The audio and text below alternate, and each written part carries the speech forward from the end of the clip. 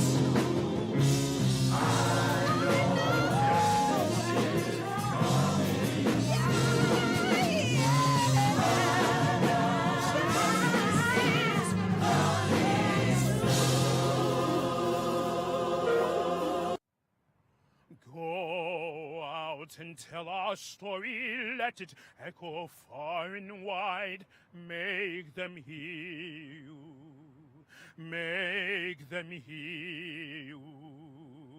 How justice was our battle and how justice was denied. Make them hear you, make them hear you. And say to those who blamed us for the way we chose to fight, that sometimes there are battles which are more than black or white. And I could not put down my sword when justice was my right. Make them hear you, make them hear you. Go out and tell your story to your daughters and your sons. Make them hear you, make them hear you. And tell them in our struggle we were not the only ones. Make them hear you, make them hear you. Your sword can be a sermon or the power of the pen. Teach every child to raise his voice, and then, my brothers, then will justice be demanded by 10 million righteous men. Make them hear you. When they hear you,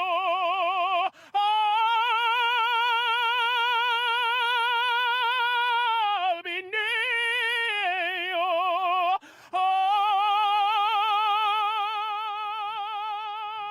Again.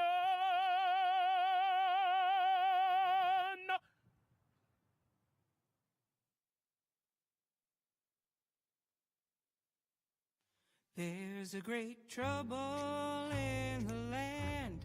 We're gonna set it right again. There's a great trouble in the land. We're gonna set it right again. There's a great trouble in the land. We're gonna set it right again. We're gonna set it right. Set it right again. Trouble's been brewing too many years. We're gonna set it right again. Trouble's been brewing too many years. We're gonna set it right again. Trouble's been brewing too many years. We're gonna set it right again. We're gonna set it right again. People need healing all over the world. We're gonna set it right again. People need healing all over the world. We're gonna set it right again. People need healing all over the world. We're gonna set it right again. We're gonna set it right again. We need clean water and healthy food. We're gonna set it right again. We need clean water and healthy food. We're gonna set it right again. We need clean water and healthy food. We're gonna set it right again. We're gonna set it right again. We must have housing, we've a right to thrive. We're gonna set it right again. We must have housing, we've a right to thrive. We're gonna set it right again. We must have housing, we've a right to thrive. We're gonna set it right again. We're gonna set it right, set it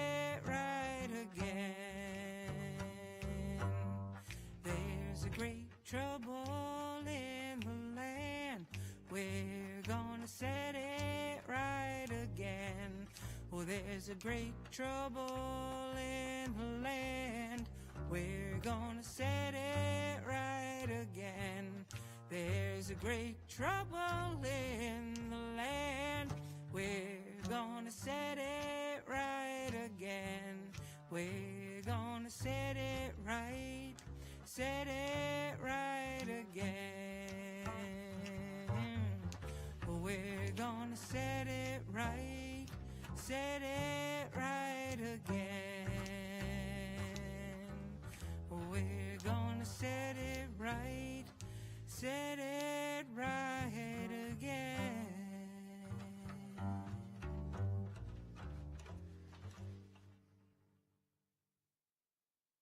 5, 6, 7, 8.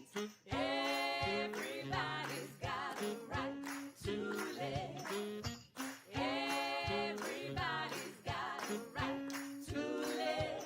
And before this campaign fails, we'll all go down to jail. Everybody's got a right to. Hello, everybody. This is Bishop William Joseph Barber II, one of the co-chairs of the Poor People's Campaign, a national call for moral revival. I am the president, senior lecturer of Repairs of the Breach, and we're here with our powerful friends who will be introducing themselves along the way. Tonight is a night for this national virtual Get Out to Vote rally and revival, mobilizing, organizing, registering, educating, a movement that votes, and we welcome all of you. Now, in some places, early voting is wrapping up, and it'll be wrapped up by Saturday. So, and then after that, we have what's called Election Day. And then we have Friday and Saturday and Sunday for mosques and synagogues and pulpits to light the country on fire with prophetic truth. We have all of the various opportunities to continue to unleash our power. Voting is power unleashed. Not voting is power left out of the atmosphere, left out of the process. And we don't just vote, we vote, we educate, we litigate, we legislate, we even engage in times of civil disobedience, we protest, we preach, we stand. We believe in using every tool, and every nonviolent tool that is at our disposal in order to fight for the soul, the heart of this democracy, and refuse to allow it to be an impoverished democracy without us fighting back. We're not on our watch.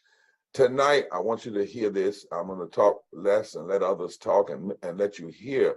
But there's one phrase that I picked up last night from the Poor People's Campaign in North Carolina as they were discussing what to do, and some people were bemoaning the fact of where we are.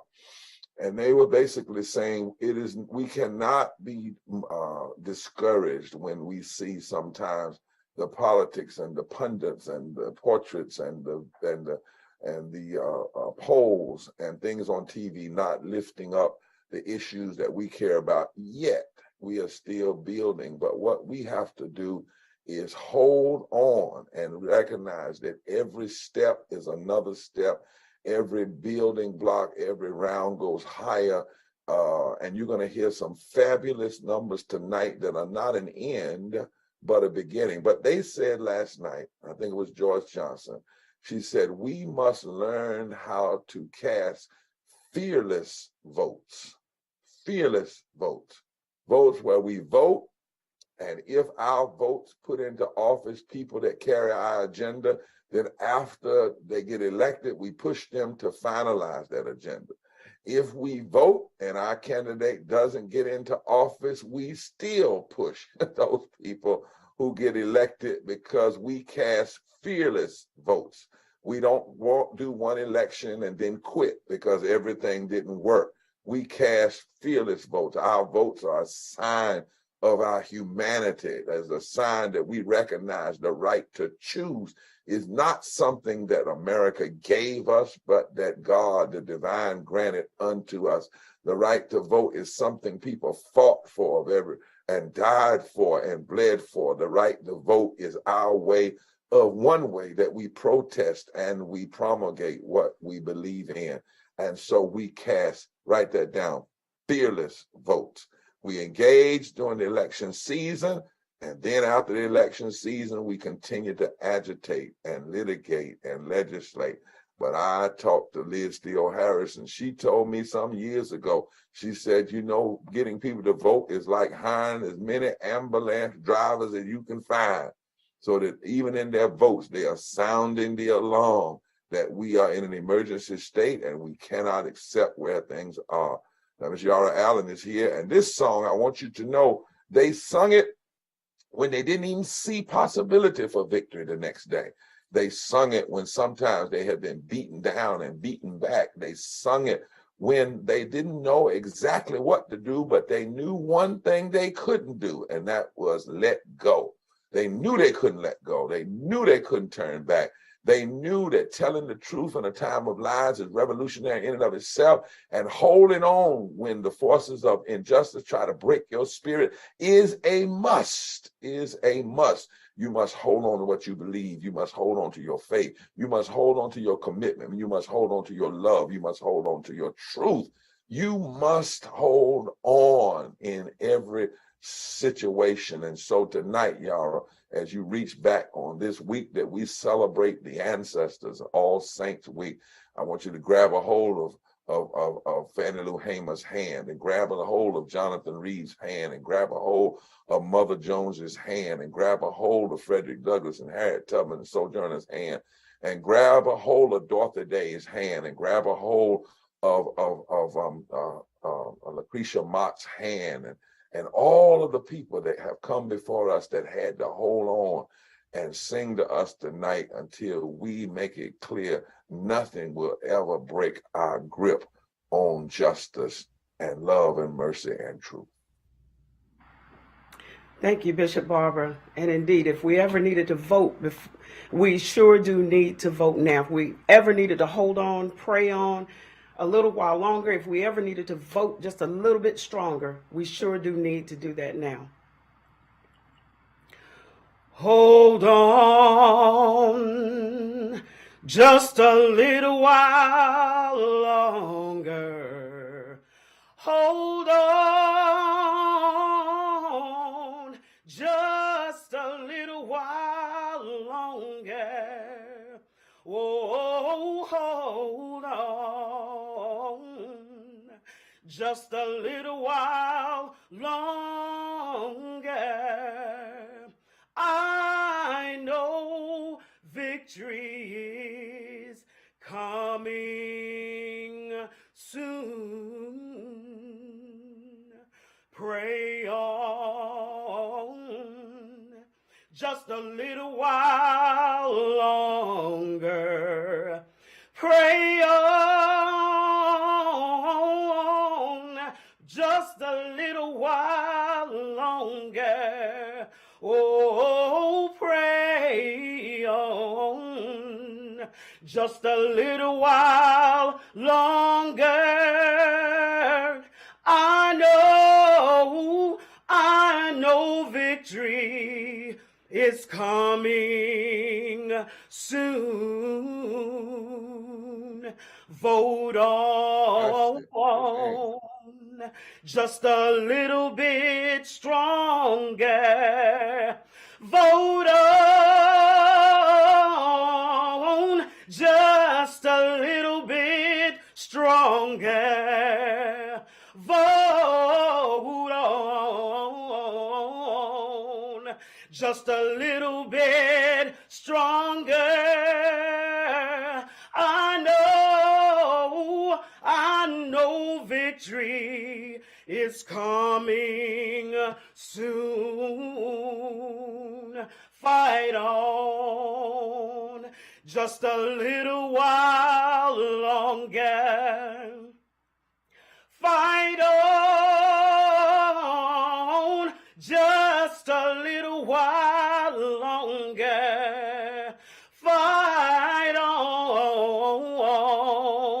just a little while longer.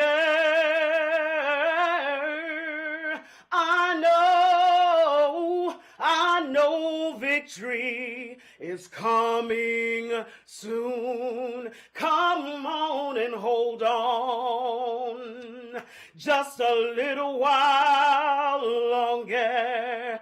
Hold on just a little while longer. Yeah, hold on just a little while longer. I know, we know victory is coming soon. That's it. That's it. And the first victory is in your imagination. You got to imagine something different, believe in something different, have a counter narrative before we have a counter reality. And the second victory is your adversaries being clear by your action that you're not just going to accept what is going on. In fact, you might even change some of them in the process of standing, but you're not going to just lay down and roll over. And then the third victory is when you actually see things you fought for come into being, and you don't get to choose when that's going to happen. What you get to choose is stand and believe and vote and fight and struggle in your time. But ultimately, when the final victories come, is in the process. Just get in, but we must get in the process. Nobody knows that better than the Reverend Dr. Liz Theo Harris, who's both the president, executive director of the Kairos Center, tremendous New Testament scholar that this world needs so much in this time. And she's going to kind of frame for us, why would we have a revival tonight, a rally? I remember Liz in the movie Glory. They had this circle. You remember in that movie, Denzel was on it. And I mean, he was playing a part, and they all got in the circle. And they knew that probably the next day they were going to lose a lot of people. But they and I hope my passive friends don't get mad at me. I'm just trying to give an image here, because we're in an army, but it's a nonviolent army. And they sung themselves, and they encouraged themselves until they were willing to stand. And there was a line in there that said, there comes a time we just got to ante up. There comes a time we got to ante up. And we may not see the fullness of the victory, but I certainly want to be a part of helping to bring that victory to pass. And victory here, we're talking about public policy victories and transformation in this country. Liz talked to the folk this evening about why we are having this national GOTV, Get Out the Vote rally and revival tonight. That's right. And there's no place to be but here with the Poor People's Campaign, a national call for more revival. Because we know that voting is power unleashed. We know that, as we have been saying, if there ever was a time to vote for justice and democracy and truth and love, that time to vote is now. And that we know that the power to transform the entire political landscape in the richest country in the world that has 140 million people who are poor or one small emergency away from absolute economic ruin, that power to transform that landscape is in the hands, it's in the votes of poor and low-income people all across this country. The issues that are most important to the daily lives of the majority of people in this country, they're on the ballot this election. People are hurting. The federal minimum wage hasn't been raised since 2009. Healthcare has not been significantly expanded after the worst public health crisis in a century. Economic supports that began during the COVID-19 pandemic, stuff like the stimulus checks, the child tax credit, the pandemic unemployment assistance, they've all expired.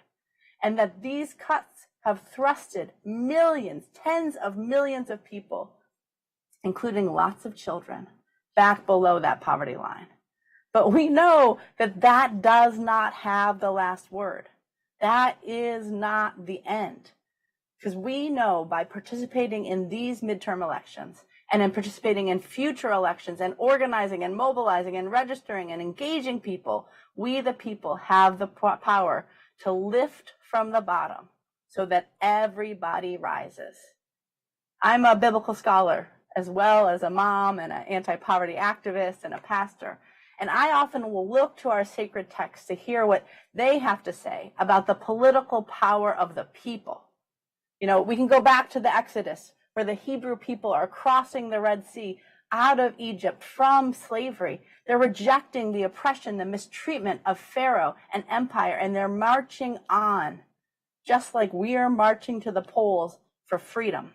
In Leviticus and Deuteronomy, it establishes policies and procedures to lift people up so that justice isn't left to the whims of ruling authorities, but they're passed down generation to generation, always centering the needs of the people. We hear the prophets throughout our Bible cry out to God, direct warnings and protests to those with power and wealth to do justice, like it says in Micah, or to not shed innocent blood, as Jeremiah reminds, to hate evil and love good, as Amos tells us, and to stop depriving the poor of their rights, as it says in Isaiah 10. And throughout the New Testament, Jesus celebrates the interventions of poor farmers and fisher people, poor but persistent women, and those who have been denied healing but insist that change is coming soon, and in the power of the people, especially those that have been marginalized socially and politically and economically, but still are making their and our voices heard.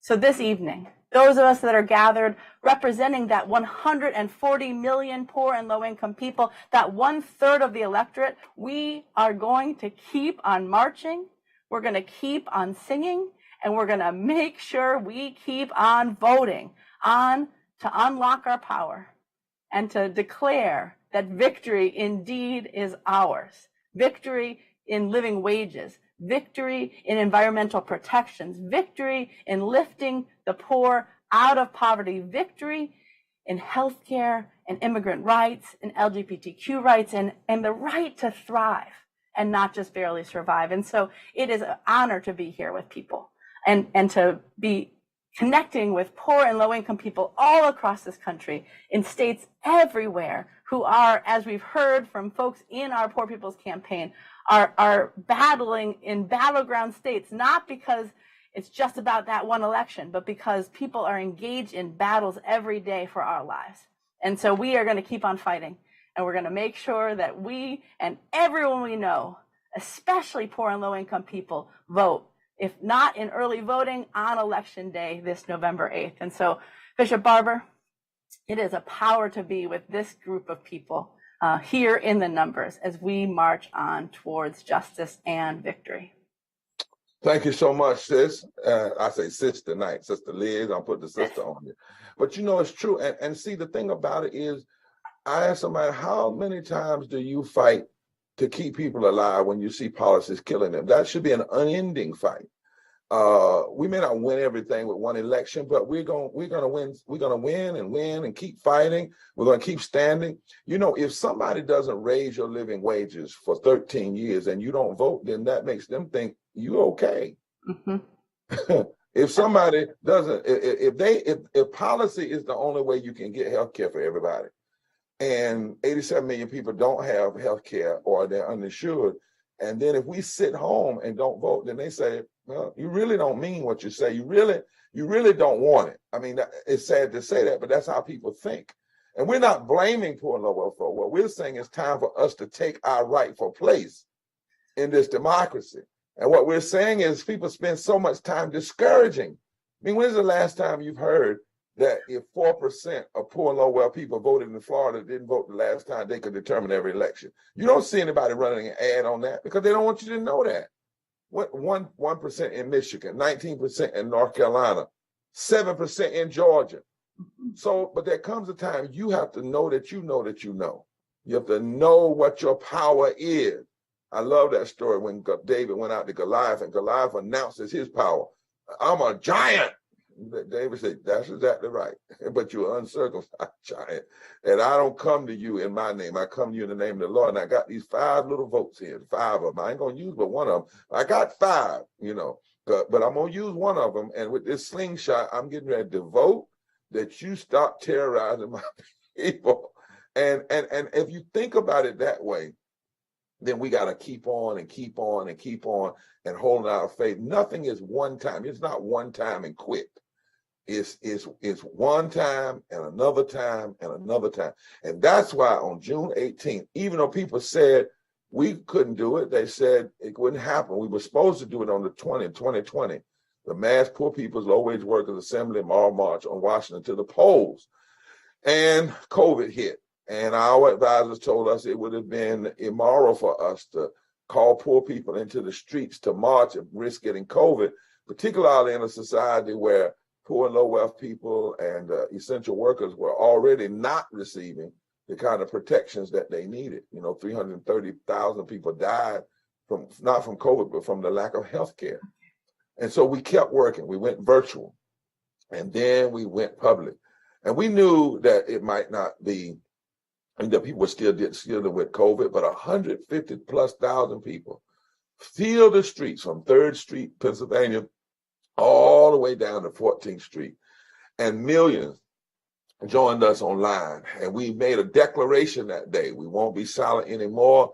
We showed America the faces and the voices of those of us who have committed to fight and stand for what's right until we no longer have breath in our body, because we will not accept an impoverished democracy as a have-to-be reality. People declared their truths. They declared they would vote. They declared they would stand. They declared they would march. Clergy, impacted people, allies came together, and we laid out a 14-point agenda for the healing of this nation.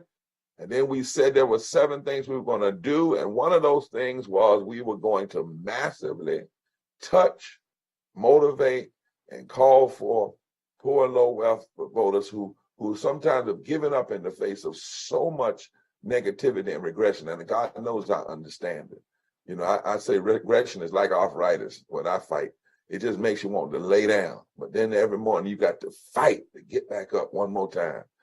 And so I want us to be reminded for a moment of what we did together, what the world saw. And by the way, this is not the last time. I really believe 2024, we're going to have massive again. But for now, remember June 18th, the Mass Poor People's Low-Wage Workers Assembly Moral March on Washington to the polls, and hear the cry that was lifted for the world on June 18th, and why we can't turn back now.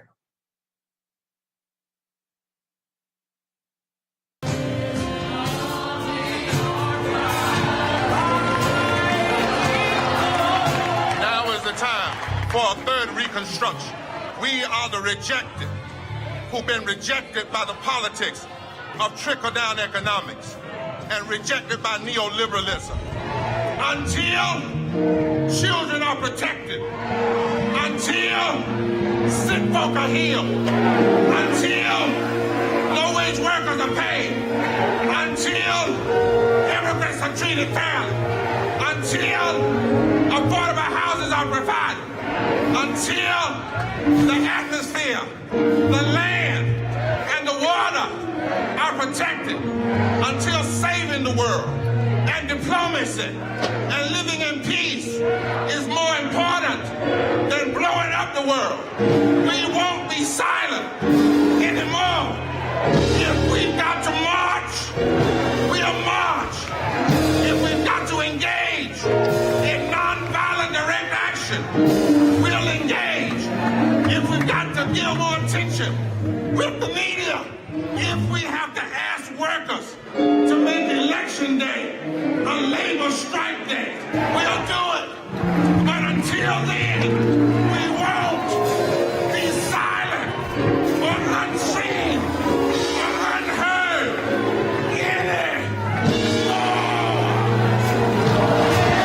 Somebody hurting our families, and it's going on. But we won't be silent anymore. Did you hear? Hope comes from the bottom, from those most directly impacted by the profound evils of America. It's the poor, it's the low wage, it's the locked up, looked over and left out. It's those excluded and exploited who are the very social force who this society. We're calling upon those who have ears to hear, tongues to speak, and hearts to respond, to join the movement to rid this nation of the evil and violence of poverty. I have been struggling to pay my bills since I've been working at 16 years old. I work full-time 64 hours a week, 7 days a week. I am exhausted. As a teacher, I want a better future and plan it for our children by addressing gun violence and working together to solving our climate crisis. Our government finds it necessary to ban abortion, to say that they are saving our children. But more children die as a result of poverty in this country. I'm here because I'm holding fast to that promise of freedom that our ancestors fought for. They were fighting for our ability to control our own bodies, to determine our own futures, to be the architects of our own destinies. And that's the fight that we're fighting right now. This system doesn't provide health care or living wages, but it wages chemical warfare. We should not be cornered and forced to choose one necessity over another. There are poor and homeless veterans all over this country. We must stand together to demand an end to this war economy that benefits the wealthy at the cost of poor people's lives and health. I am here to tell you, incarcerated lives matter too. This is the consequences that we face. So what our people say is that we are fighting the oldest evil. Our votes this November are not a show of support. They are a demand. We are here. We are the poor and dispossessed, and we are here. Yeah, now is our time for a third Reconstruction. We are not an insurrection, but we are a resurrection. Adelante juntos. Ni un paso atrás.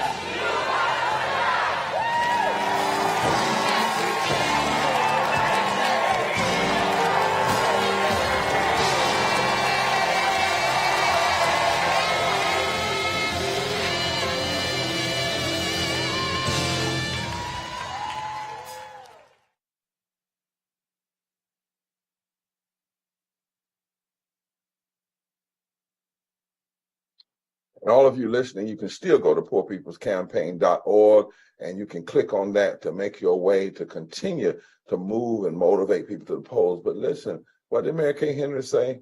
Our votes are not support, they are demands. This is not a game for us. What did our brother Winslow say? We're fighting the evils of injustice. We pull no punches. We pull no punches. Because we can't afford to. The people that you just heard can't afford to. And we don't just complain. We look at the diversity, y'all, who are listening in, because we're not just talking to ourselves tonight. We're talking to some of you who may be seeing this movement for the first time. Look at the diversity. Look at the voice. It's not just Reverend Liz and me and a few other people. This is a movement of people who've decided to give everything we have nonviolently to the transformation of this country, this society, because there are things that are just not right. They should not even exist in anywhere near us in the wealthiest country. They exist in the world, but certainly in the wealthiest country in the nation. Now, Charlie Gupta Barnes, who is policy director at the Kairos Center and policy with the Poor People's Campaign, a national call for moral revival, you know, her and many other people have worked with this, putting together this 14-point agenda that we talked about early on. One of the things I said to Ms. Barnes is, look, a movement must have its own agenda and its own budget, so that when you plan for people to criticize. So when they say, well, it's going to cost too much, we say, yeah, look at what it costs if you don't do it. Well, how do you fix it? Here, you plan that, and we've done that. But tonight, she wants to introduce a video. It's about 12 minutes, but it's worth you hearing because it's not us. It's the people impacted who are laying out very clearly why we vote and what we're voting for, because our votes are not support. They are about demands. They really are. And those of you who are politicians and others, you need to listen to this very clearly. And those of you who are listening, you need to push this out far and wide, because these are the things that you will hear in a minute that should be the reason that drives us to the polls. Dr. Barnes? Thank you. Thank you, Reverend Barber. Thank you, everyone who's been part of this push to the polls for many, many months now. These demands, they also did not come out of nothing. They came out of the realities and the conditions and the struggles that poor and low-income people have been waging in this country for years, for decades, in some cases for generations. And so in this next video, we're going to hear from state leaders and from faith leaders who are part of this campaign, who have been a part of this campaign, about the issues around which we're bringing people together, issues like voting rights and healthcare, and all of the planks of this third Reconstruction agenda. So I don't have much else to say. I think we just turn right to the video. Hello, hello, hello. My name is Shauna Love, and I am from Columbus, Georgia, and we're facing widespread poverty here. Just like 140 million people are across the country, people of every race, age, gender identity, and faith. That's why we are demanding that our politics and policies center the poor. If we ever needed to vote for democracy and justice, we sure do need to vote now. Thank you for your vote. My name is Teresa Muldrow, and I'm from Philadelphia, Pennsylvania. I've been fighting for wages and benefits for women and other caregivers for years. There are 30 million wage workers who earn less than $15 per hour, among them millions of paid caregivers. And there are many millions more mothers and others who are unpaid caregivers. That's why we are demanding a federal minimum wage of at least $15 an hour for all, a guaranteed adequate income, and a care income for all caregivers of people and the planet. The expanded child tax credit raised 3.7 million children out of poverty in 2021, but Congress has refused to reinstate it and make it permanent this year. That's why if we ever needed to vote for democracy and justice, we sure do need to vote now. My name is Wayne, and I'm from Clinton, Wisconsin, which is a rural part of the state. I've had all kinds of health issues in my life, but I couldn't afford the kind of care that I needed. Meanwhile, healthcare and pharmaceutical companies are making all kinds of profits off of our pain. Our healthcare system is the most expensive in the world, but it doesn't provide world-class care for most of us. That's why we're demanding universal single-payer healthcare and also fair taxation on those companies, Wall Street, and the wealthy. If we ever needed to vote for democracy and justice, we need to vote now. I'm Rabbi Jill Jacobs, the CEO of Truah, an organization that brings together more than 2,300 rabbis and cantors from the US and Canada, from across all denominations of Judaism, to work for human rights, for dignity, for equality, and for justice for all people, as all of us are equally creations in the divine image. Our whole society suffers under the weight of crushing inequality. Hundreds of people in this country die every day as a result of widespread poverty. That's why we demand policies that guarantee that everyone has the right to live and to thrive. If we ever needed to vote for democracy and justice, we sure do need to vote now. Hi, I'm Claire Hostetler, an ordained Mennonite minister and hospice chaplain, and I'm from Cincinnati, Ohio. Our Ohio state legislature is going against the will of most Ohioans on voting rights, reproductive rights, and gun violence, and voter suppression has become one of their most effective tactics. Ohio is one of about a dozen states that introduced or passed voter suppression laws in 2021 and 2022. And that's why we demand that the 1965 Voting Rights Act be restored and updated so that we have the right to participate in the decisions that impact our lives. If we ever needed to vote for democracy and justice, we sure do need to vote now. Namaste. My name is Sunita Vishwanath, and I'm with Hindus for Human Rights, which provides a Hindu voice for peace, justice, and truth. Mahatma Gandhi said that health is the only real wealth. but there are nearly 15 million people who will lose their access to health care when the federal pandemic emergency relief ends. And now, millions of people are going to face barriers to reproductive rights that will threaten their lives. That's why we demand a universal, single-payer national health care system for all, and reproductive rights no matter your income, ability, gender, documentation, carceral status, or pre-existing conditions. If we ever needed to vote for democracy and justice, we sure need to vote now. Hello, I'm Calvin Stewart from Rolling Fork, Mississippi. We've been having issues with our water, our housing, and our utilities for years before this most recent disaster. Across this great country, there are millions of people who cannot afford the basic needs. That's why we must demand universal access to water, housing, and utilities for everyone. If there was a time that we needed to vote for democracy and justice, it is now. Somebody's been hurting my state, my people, for far too long, and we won't be silent anymore. My name is Anama Al-Jabali, and I'm from the southwest suburbs of Illinois and a leader in the Poor People's Campaign.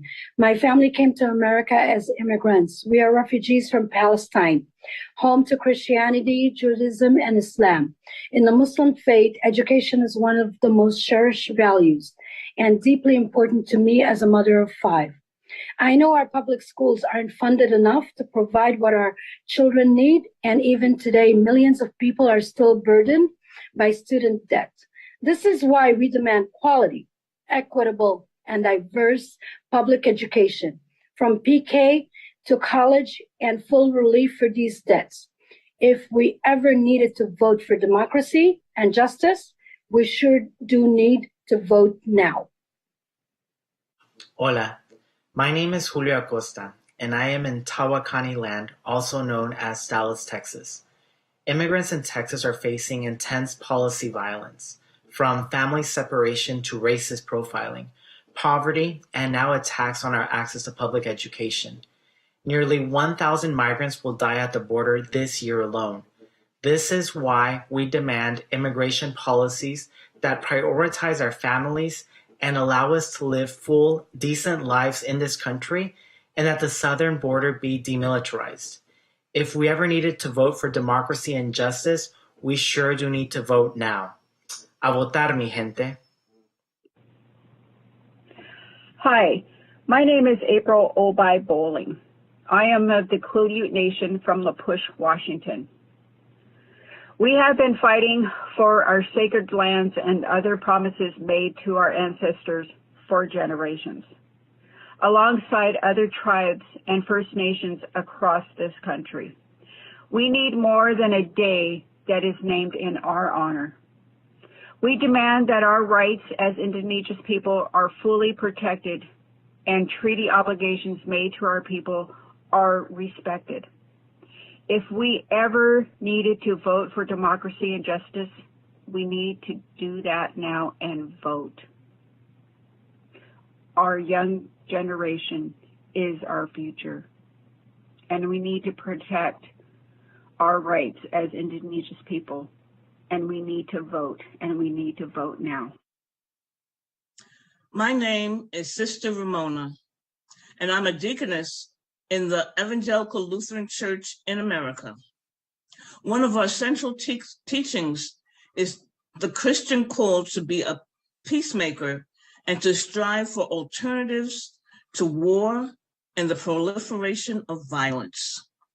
However, over the past 20 years, this nation has spent over $21 trillion on war, militarizing the border, prisons, surveillance, and a war economy. This is why we demand that our government prioritize peace over war, reduce military spending, and redirect those resources to what our communities need.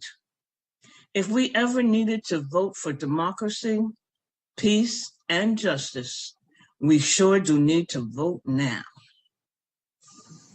My name is Reverend Joan Javier Duval, and I'm a Unitarian Universalist faith leader with the Vermont Poor People's Campaign. Even though Vermont is considered a progressive state, we are not immune from the violence of white supremacy and religious nationalism. This is why we demand that our laws and policies be based first and foremost on constitutional principles to establish justice.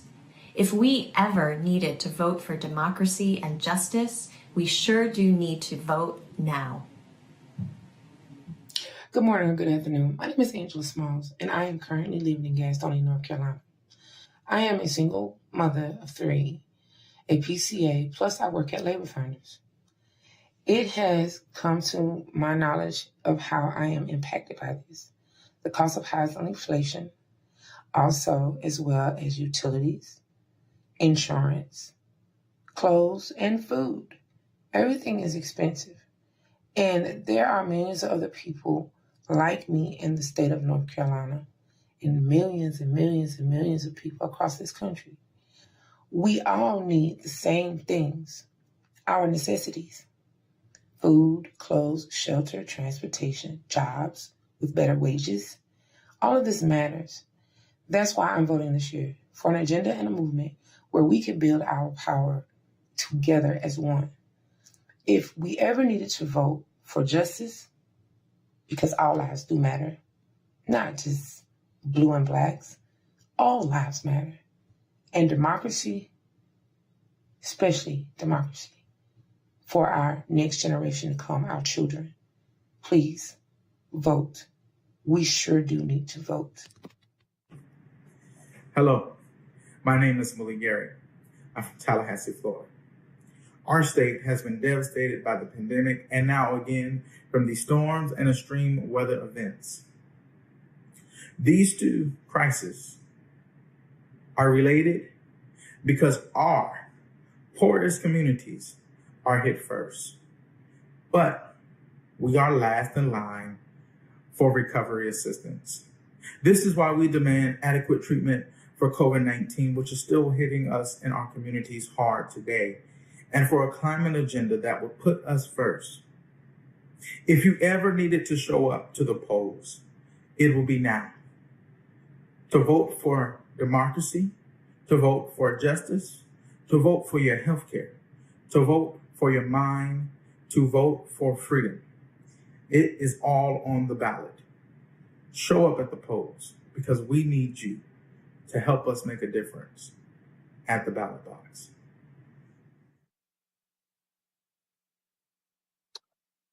I want you to hear how serious those folks sounded. It's not a game. And we have to be the first to show America it's not a game. We can't have a state where 1 million poor and low wealth people, 80% of who are already registered, just decide, I'm not going to vote. And then when things go wrong, we get mad. I've said that in my state because that's what happened. Now, I understand a lot of poor and low wealth folks said they didn't vote because nobody talks to them. And I get that. You can get discouraged. You can even get depressed. You know, I understand that. It wasn't first voter suppression, and some people don't have transportation, and we got to do better. But I also understand from my personal life, and some of you understand this. I remember when I went into depression dealing with this disease when they told me I'd never walk again, 30 years old. And I'm telling you, I cried. I got mad at the world. I wanted to slink away. I wanted to just give up. I thought about it. When pain medicine, none of it could touch it, Liz, Charlie. Every needle only seemed like made the pain worse. I thought about all of that, even not living. But there came a point, and thank God for some people who visited me, who said, you got another choice. And that is to live and not die. And to fight back with what you have and make a difference. You know, if those folk hadn't come in my room, Sharon and Kate, I wouldn't know you today. I wouldn't be hearing those powerful folk that we just heard. If I hadn't had that dream where an amputated angel, I like to call her, visited me in a dream and said, you better get yourself up from here. And if you got to limp, you better limp for justice. If you got to crawl. But how dare you allow a system to take you out that's been wanting to take you out a long time, and then you assist it in the process by just quitting? I wouldn't know you, y'all. I wouldn't know Cash. I wouldn't know all of the folk.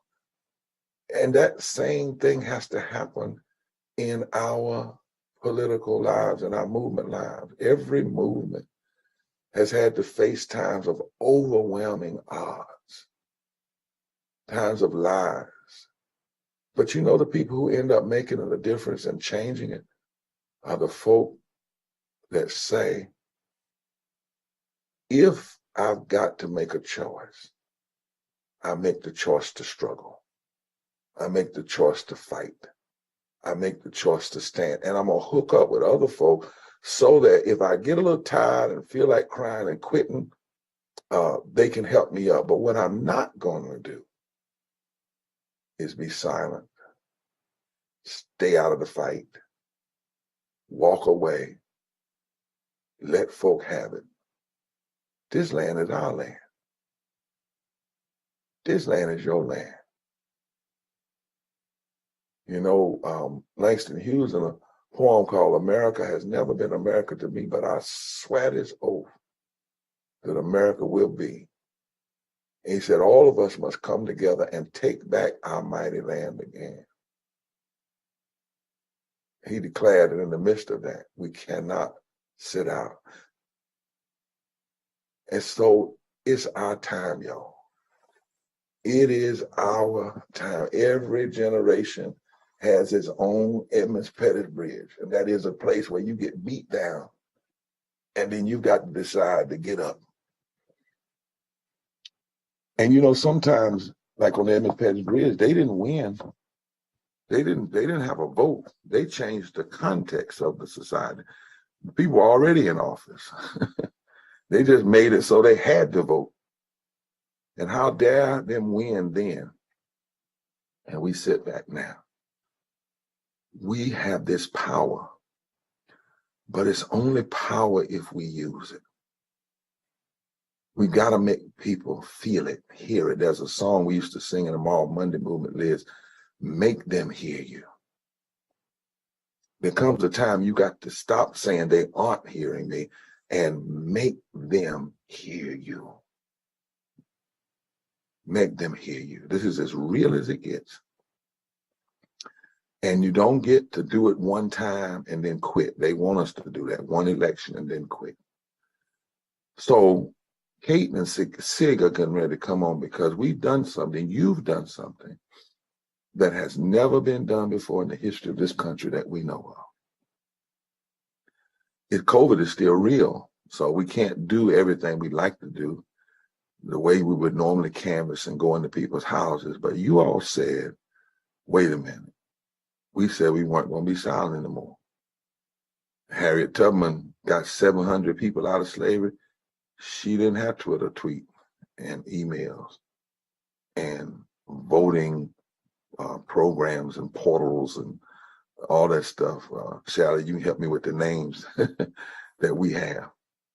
All she had was moss on the north side of the tree, a North Star, a made-up mind, dreams that sometime would warn her.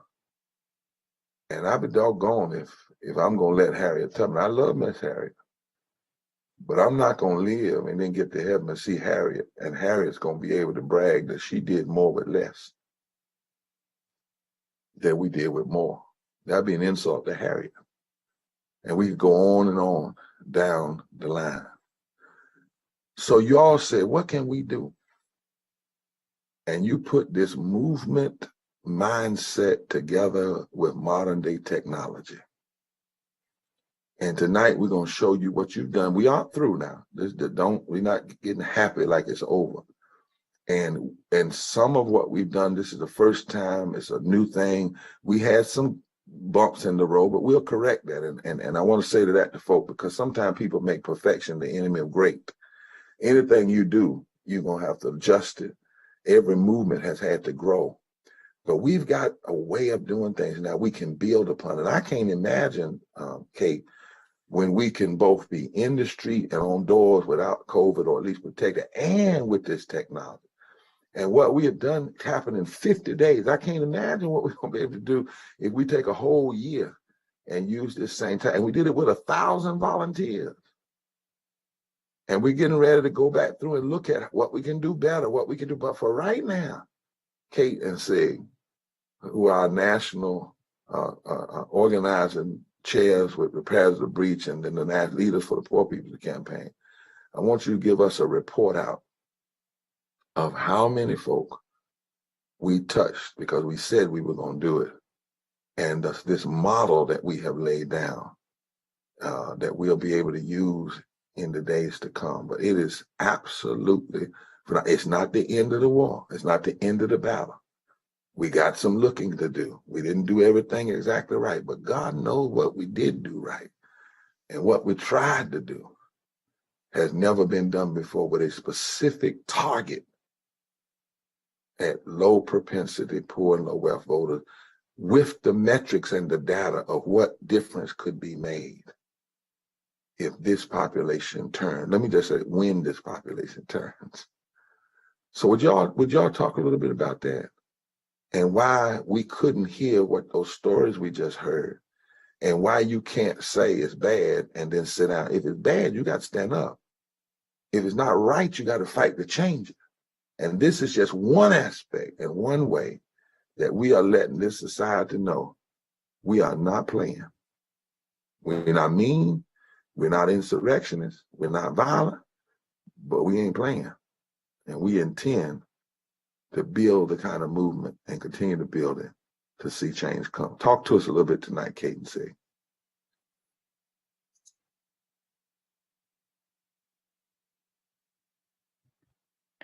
Thanks, Reverend Barber. As Bishop was saying, we've been doing a lot of really incredible work from the bottom up in all of our states. And we have over 40 coordinating committees that across the country have been mobilizing and organizing. I'm going to talk a little bit about this one part of our final 50-day push that we started on September 19th, which was called "If We Ever Needed to Vote for Democracy and Justice, we sure do need to vote now." We have not just been doing this GOTV season, we are building off of the work that the campaign has been doing since it launched, and also building off of the work that we started in the 2020 election season, where we were reaching out to low income and low propensity potential voters. And this year we have identified 15 strategic states. If you could put up actually the other slide first. You can see here on the screen next to me that we identified states as strategic priorities, which doesn't mean that there isn't great suffering and poverty happening in every single state that we're organizing in, but these are states that reflect a high percentage of low income potential voters who turned out in 2020, and it has a high percentage of low income voters as a percentage of the overall electorate. Now let me break that. Let me go a little street, which I want you to say that number again. You didn't say that 5 million, right? You can't say that kind of monotone. You just can't do that. I just built that up by how great. You got to say we went after 5,504,723 votes. People, low propensity vote, who've not been traditionally touched, that the political system is not touching, that they're not moving it. And we chose 15 states because if these states change, everything changes. You know, it's like you don't have to change everything. You got to find. It's like in dominoes. Dominoes. You got to, if you pull the right one, the rest of it falls, right? And so I just want y'all to say that, you know, with look, because you know that's nothing to. You know, if we don't say it right, people say, "Oh, they just no 5 million." All right. I'm going to be jumping in sometime when I need to do a little push. All right. Come on, let's go. All right. Well, as Bishop was saying, it is a huge amount of people that we have reached. We have texted in a 50-day period 5,504,723 low income and low propensity voters. And this is huge. This is work that is historic.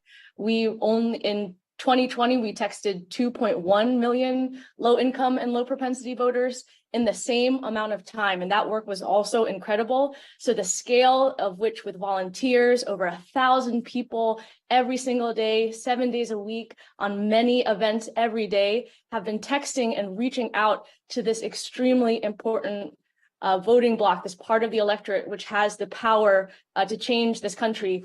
And so 5,500,000 people is an incredible amount of people and over double what we reached out to in our 2020 We Must Do More Get Out the Vote program.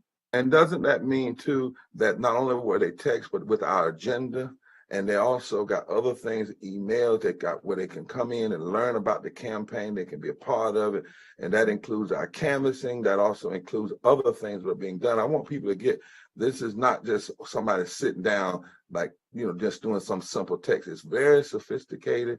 As I said, it may not be perfect, but it's a way to do it that you're actually teaching more and more people about the movement. And this is incredible. What else did we do? Come on.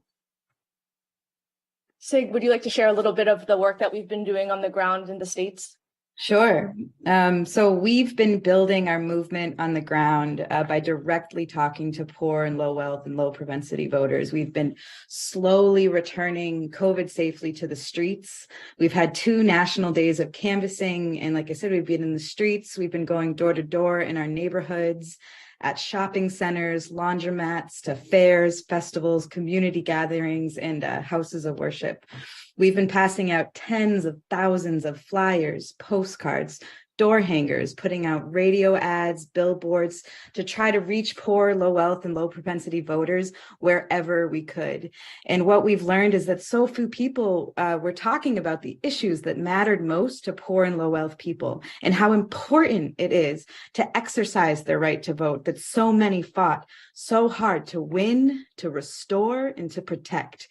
And like a weaver starts with spinning just one single thread, all of our volunteers, our workers have been out in their communities talking to one person, one congregation, knocking on one door at a time to wake the sleeping giant of the poor and low wealth electorate. And that has swelled to on the ground outreach in 30 states across the country, 143 different cities, towns, and counties with over 310 outreach activities.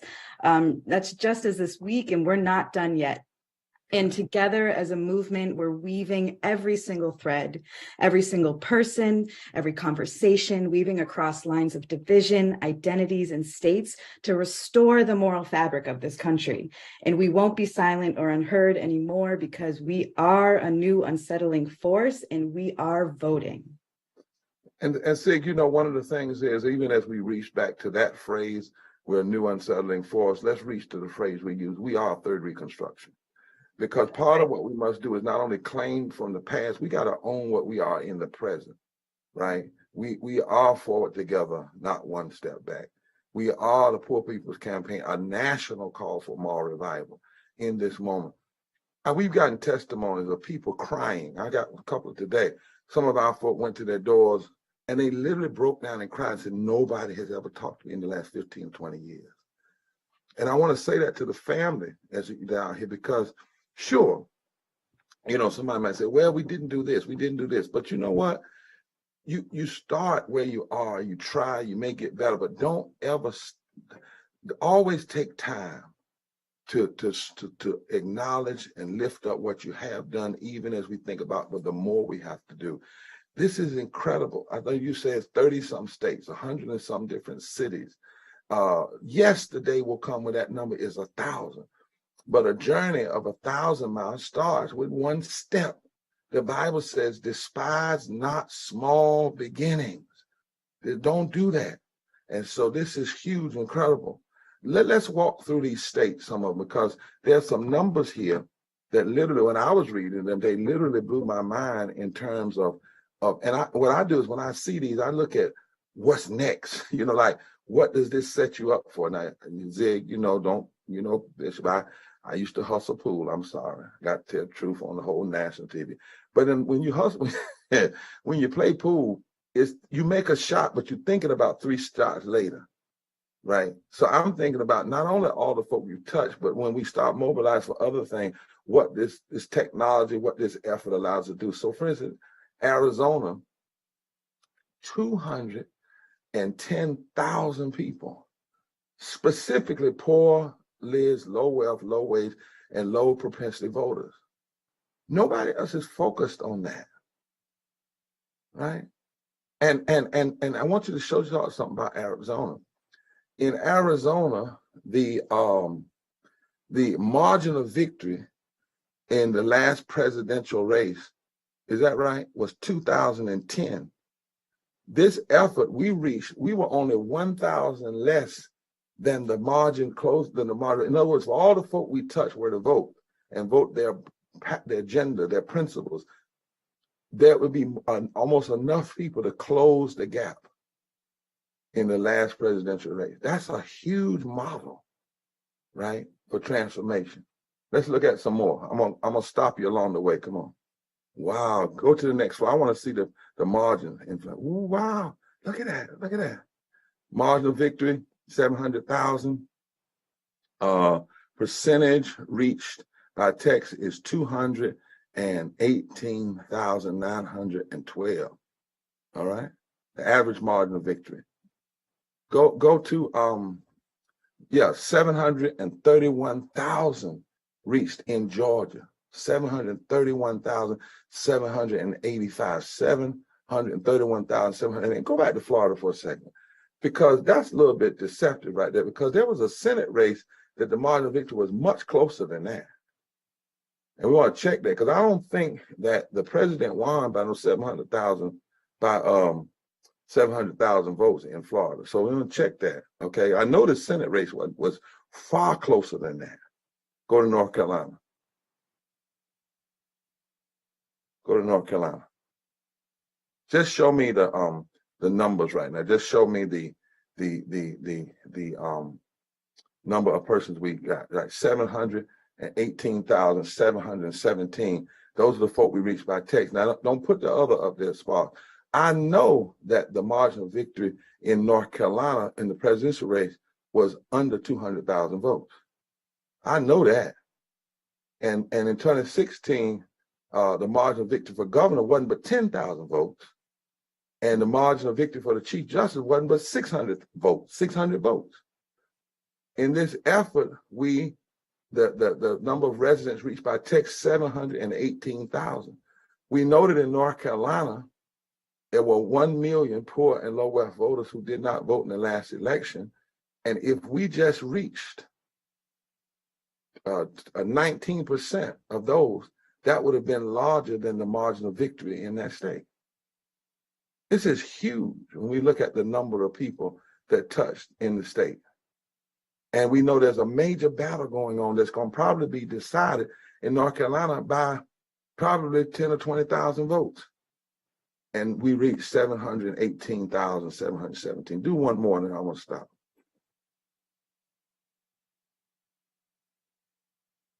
One more state, not the margin of victory.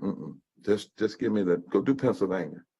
In Pennsylvania, go back, Pennsylvania, we reached 614,991 low-income voters, low propensity voters.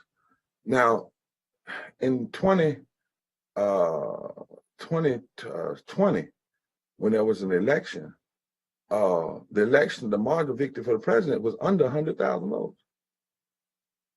Am I right? It was under 100,000 votes. Under 100,000 votes. And here in this effort, we see where we reached 614,000. Now, 614,000 votes.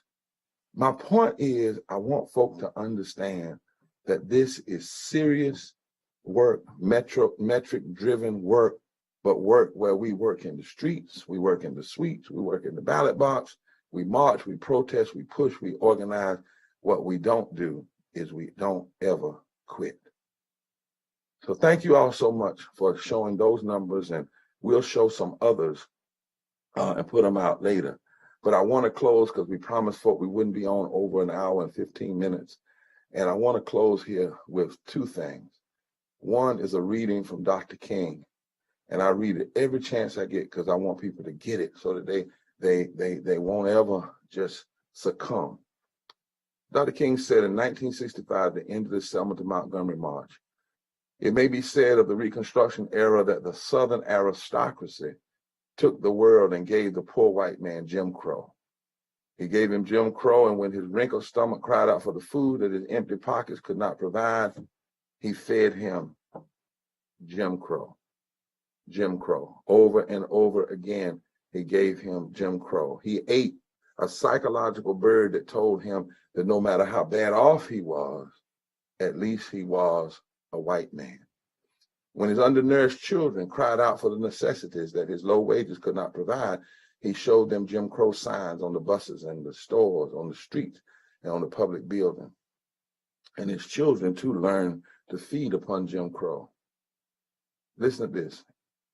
We must know it was the threat of the free exercise of the ballot by the Negro and the masses of white people alike, especially the poor, that resulted in the establishment of a segregated society.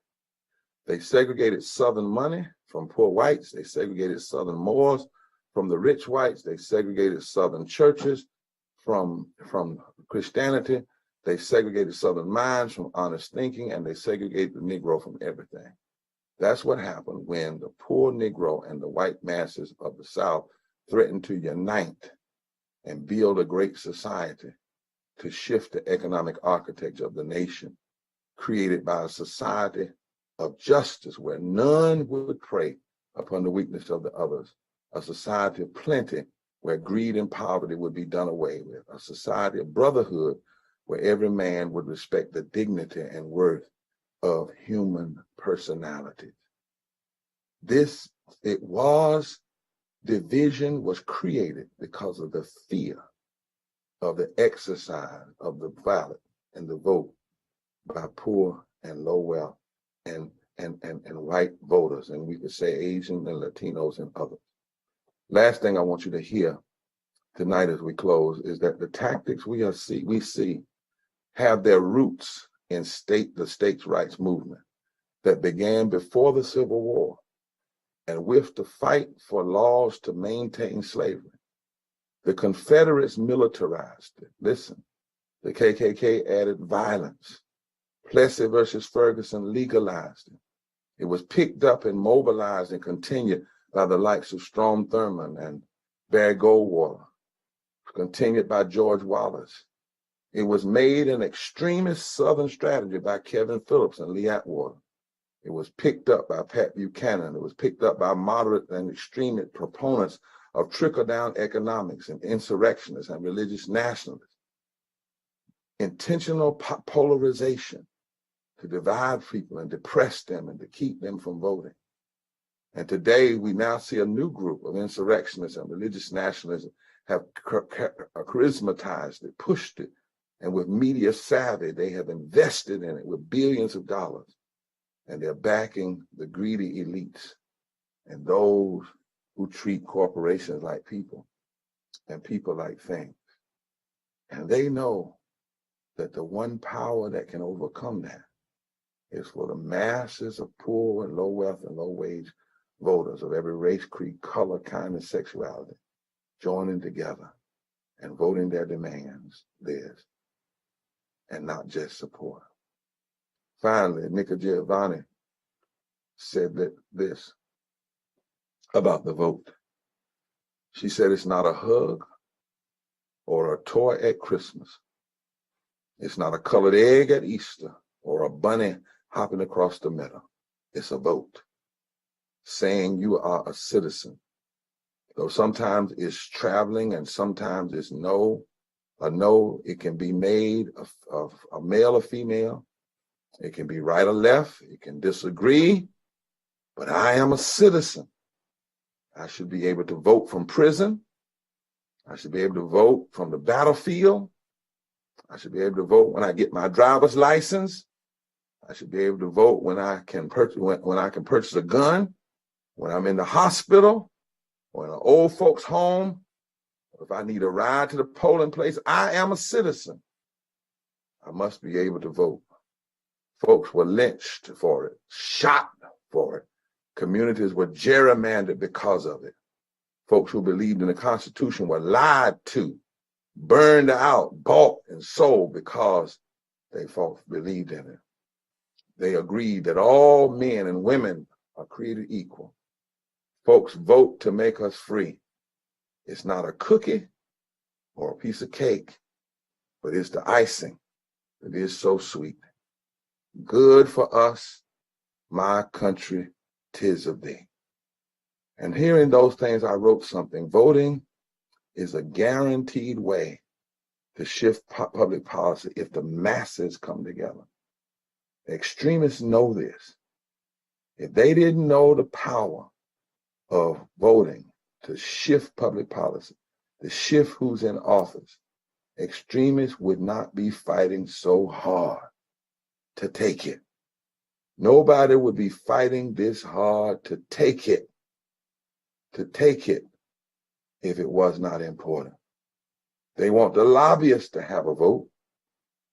They want the greedy to be able to vote. But we have to know that it is power if we use it. And we must unleash this power. It does no good to have it and not use it. And for me as a person of faith, America didn't give me the right to vote. The Democratic Party didn't give me the right to vote. The Republican Party didn't give me the right to vote. No president gave me the right to vote. The right to vote is a divine gift from creation beginning. My faith teaches that God gave human beings the right to choose. We have a right that the plants don't have. We have a right that most animals don't have. Our moral consciousness, our ability to choose consistently. And anybody who tries to suppress your vote is suggesting that you are not a person, that you're not made in the image of God. And you should never assist them in that assessment of you. And when you choose not to use it, then you assist them in the assessment that your issues and your needs, your concerns don't really matter. For God's sake, we cannot allow those who believe that public policy from a moral perspective ought to be used to take women's right to vote, to have an abortion, right to choose. Those who believe that they ought to stop the LGBT community. Those who believe that the way to solve everything is to give tax cuts to the wealthy and keep living wages from the poor away. Those who believe that the way to protect our society is to have more guns and not more grace. And those who believe that it is the power of the massiveness of the military that keeps us safe rather than the massiveness of our heart and our concern for one another. We cannot let that perspective vote more than us. They can vote. We can't. We're not saying they can't vote. Everybody has that right. But we cannot let that perspective have more say than us as far as it is concerning who sits in the Congress, in the Senate, in the governor's mansions, in the legislatures, in the school boards, in the city councils, on the county commissioners. No, we won't be silent. We won't be unheard. And we will not be an unvoting movement. We will unleash the power that so many have fought for and died for, and that so many today want to take from us through various forms of suppression. because they know the power we have when we join together. And so forward together, not one step back. Miss Allen, if you're still there, I know you all had a special video you wanted to play. I think it was a different way of phrasing this little light of mine, picking up the spirit of Fannie Lou Hamer, but putting it in the 21st century. And if you all have that, I want you to put that on. Kate and Zig are putting some things in the chat. We're not through, y'all. This is just a rally. This is just to say, let's run all the way through the tape. Let's push all the way. Go get everybody you know. Tweet everybody you know. Call everybody you know. Email everybody you know. Holler. If you're up in the hollows of the mountain, holler in the mountains. If you're on the street corner, say something there too. Say it over and over and over again. If we ever needed to vote for democracy and justice, we sure do need to vote right now. Right now. Right now. God bless you. Forward together, not one step back. Let us hear a little bit of that song before we leave.